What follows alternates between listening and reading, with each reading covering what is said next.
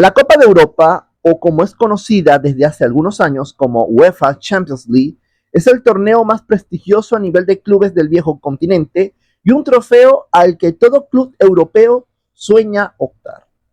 A lo largo de su historia, ha acudido a los mejores exponentes de las principales ligas europeas y alguno que otro debutante de una liga algo menor, donde se ha visto la supremacía del Real Madrid en este torneo, así como la consolidación de otros clubes como Milan, aunque lleva muchos años sin ganarla, Bayern de Múnich, Liverpool, Barcelona, Inter de Milán, entre otros. También han surgido clubes inesperados que han dado un golpe sobre la mesa en alguna temporada, dejando boquiabiertos a más de uno. Con esta última afirmación, nos centraremos en los 11 equipos revelación de la UEFA Champions League.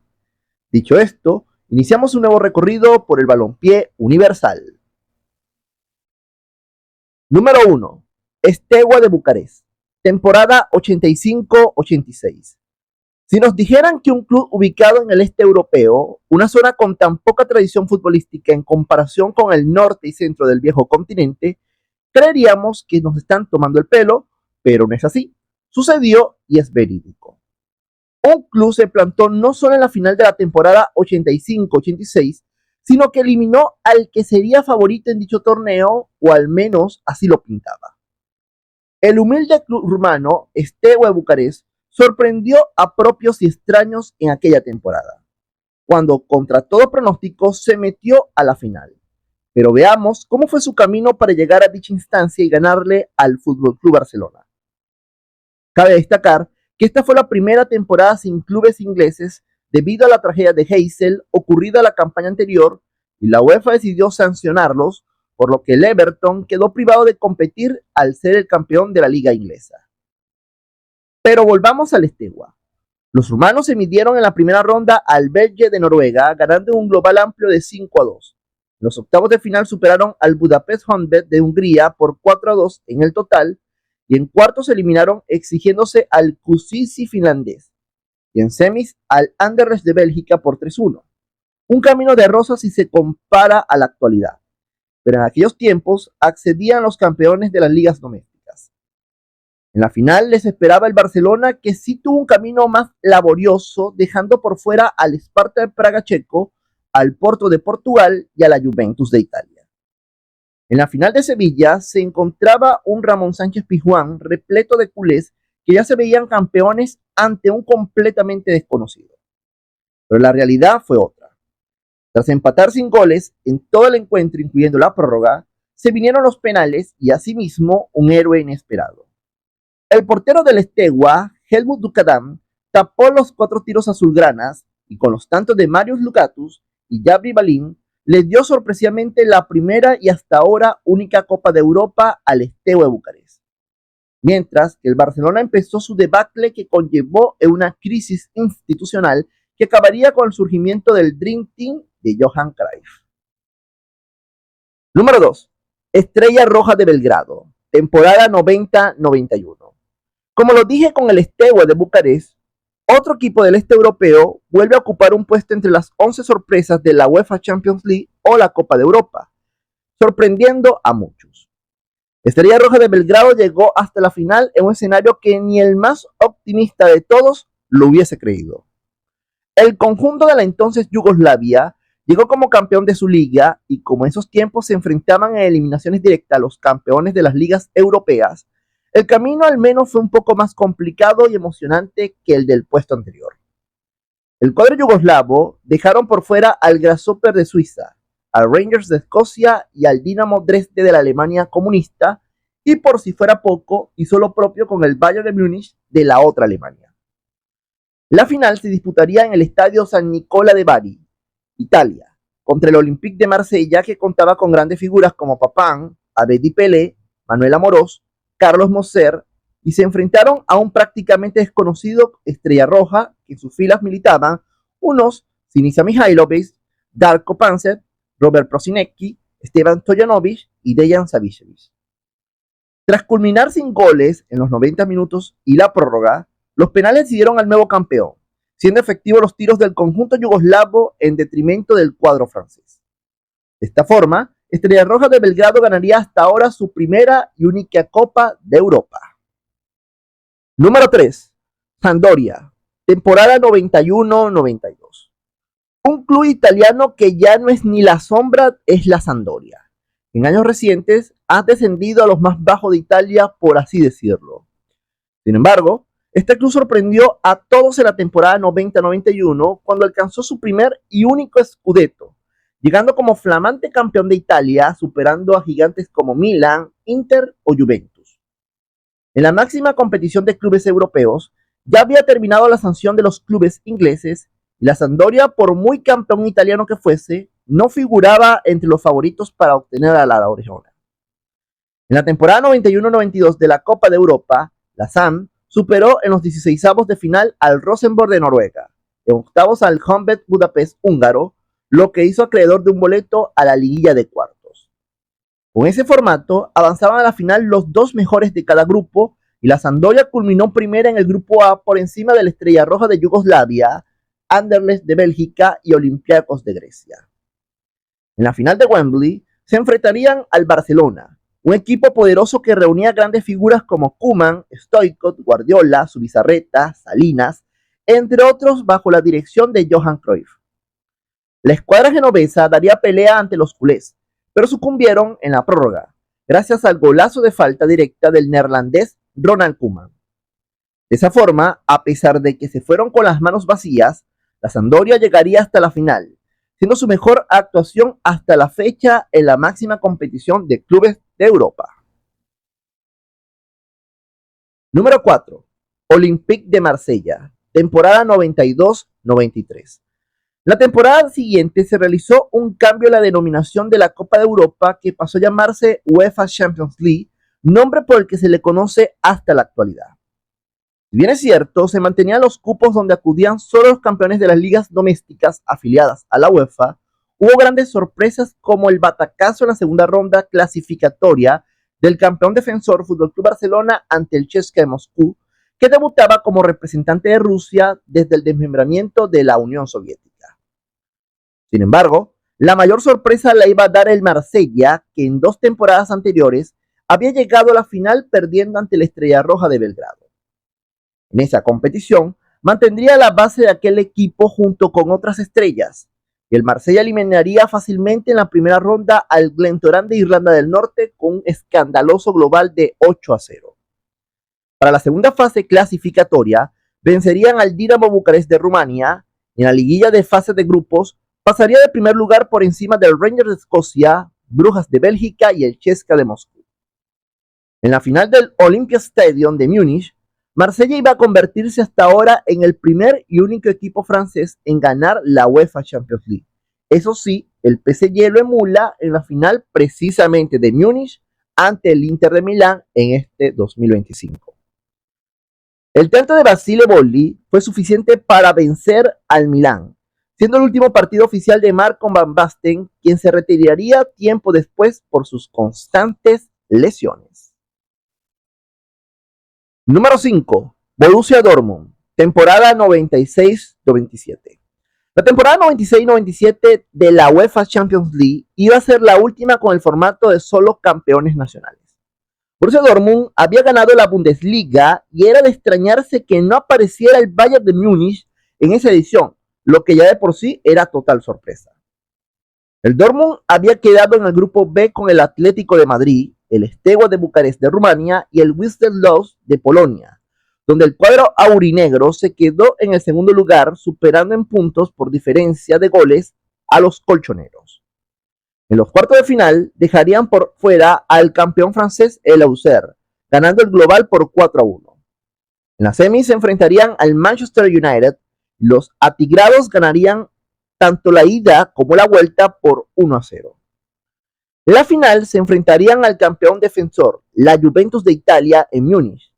Otro escenario que corona campeones debutantes, y el Dortmund no desaprovecharía la ocasión de ganar el trofeo y precisamente en el campo de su máximo rival en la Bundesliga.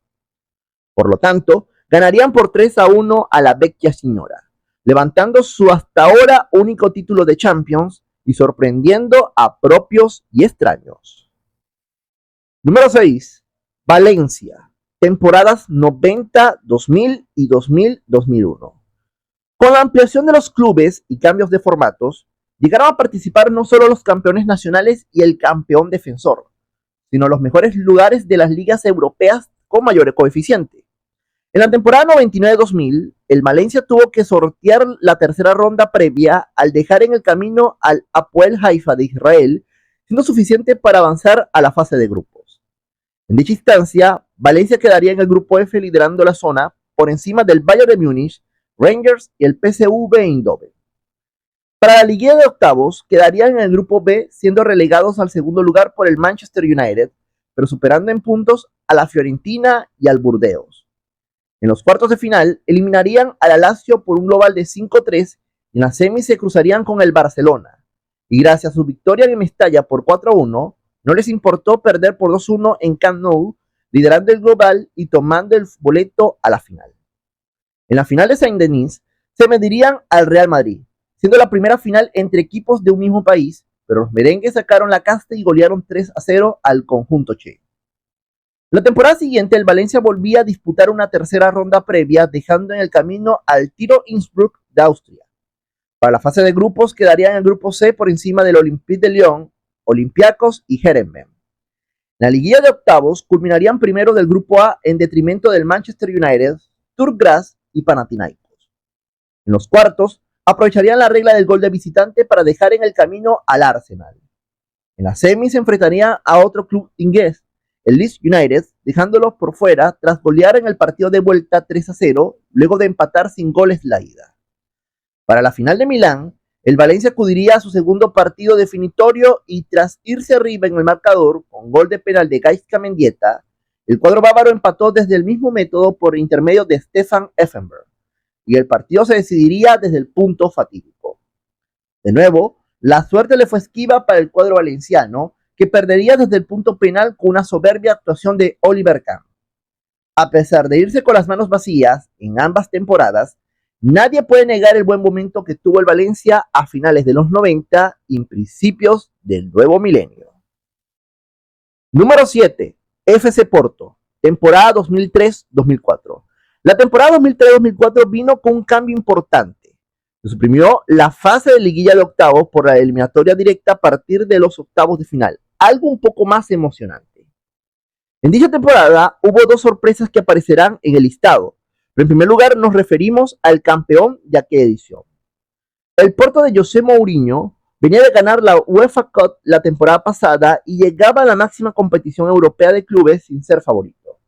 Los Dragons quedaron en el grupo F con el Real Madrid, quien lideró la zona, además del Olympique de Marsella y el Partizan de Belgrado. Los portugueses se tuvieron que conformar con el segundo lugar del grupo F para avanzar a octavos, donde se medirían al Manchester United y en una eliminatoria vibrante, el cuadro luso avanzaría a los cuartos.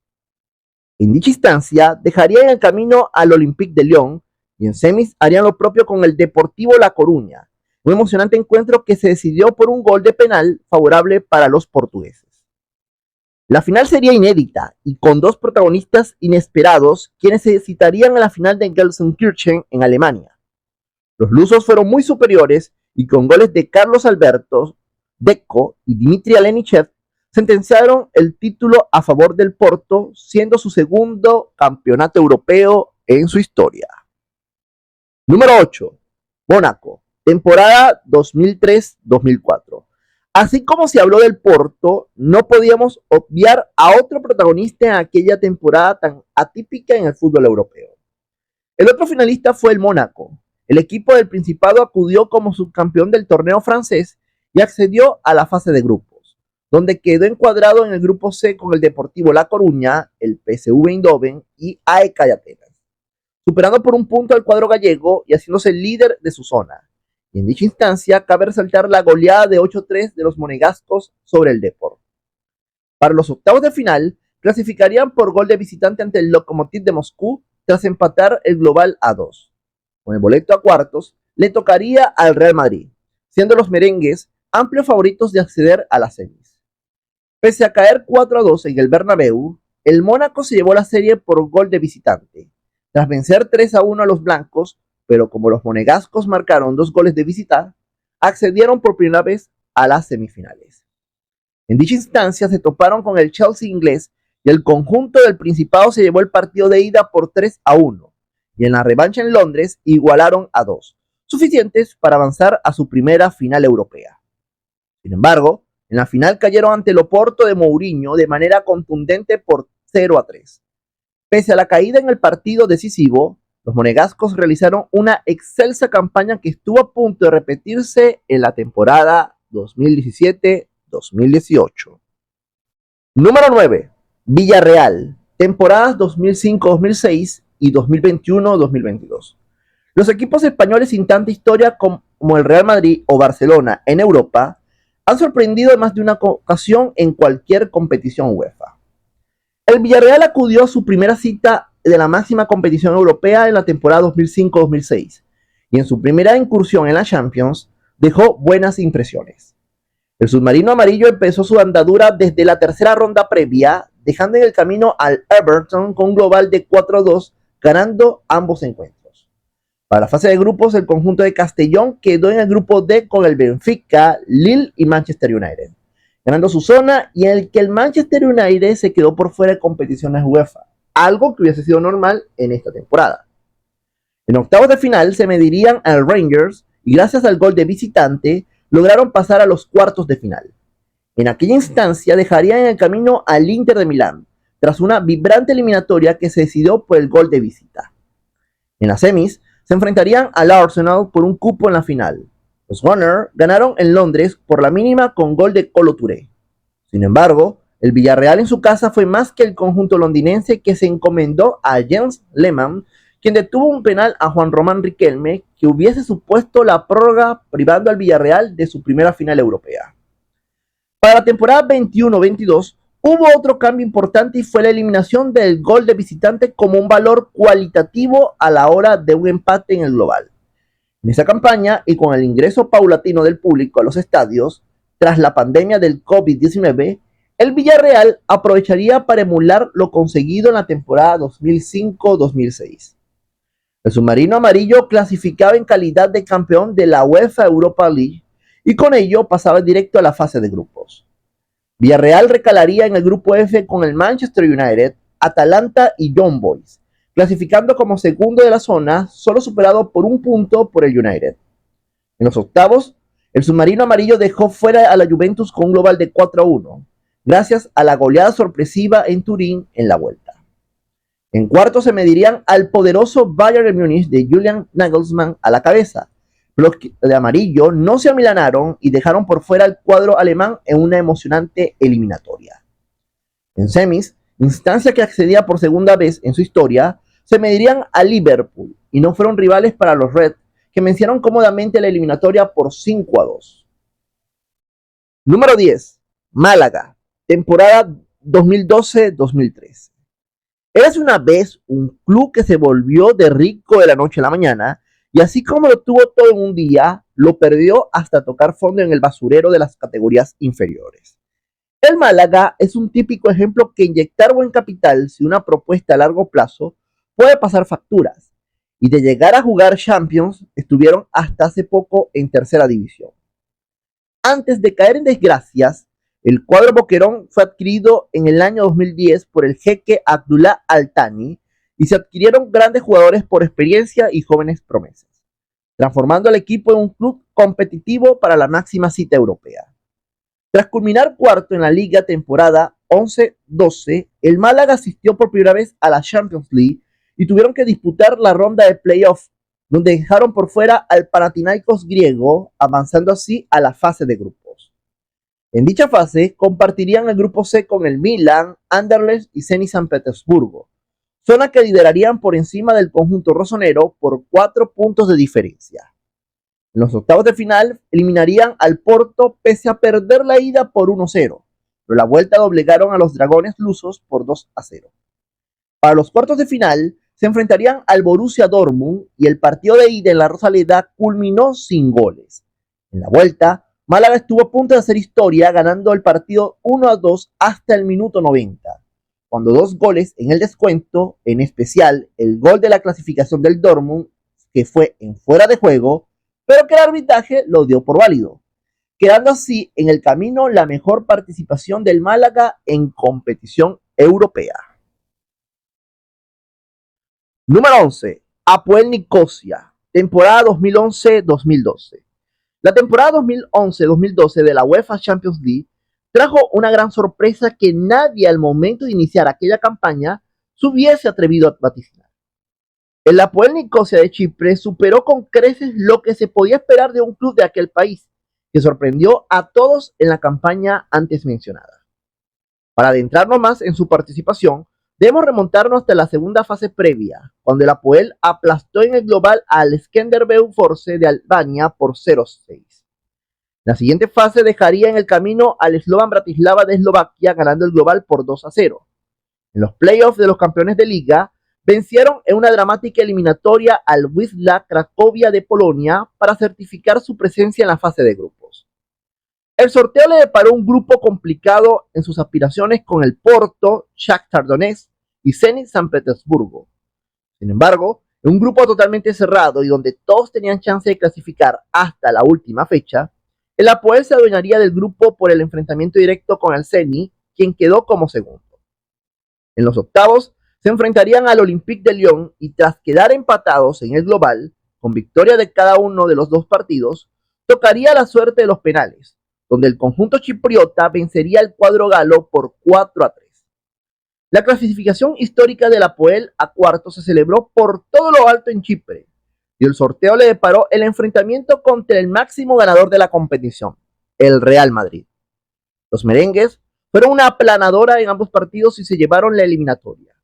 No obstante, nadie le podrá quitar la gran campaña europea de este humilde club de Chipre.